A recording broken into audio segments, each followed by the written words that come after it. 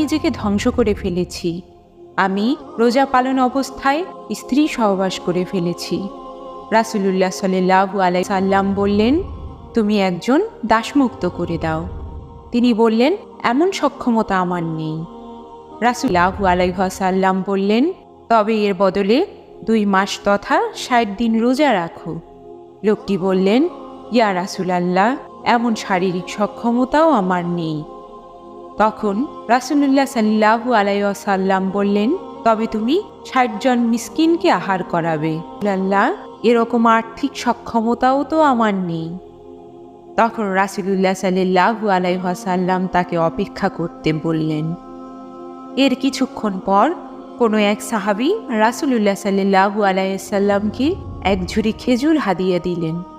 তখন রাসূলুল্লাহ সাল্লাল্লাহু আলাইহি ওয়াসাল্লাম ওই লোকটিকে ডেকে বললেন,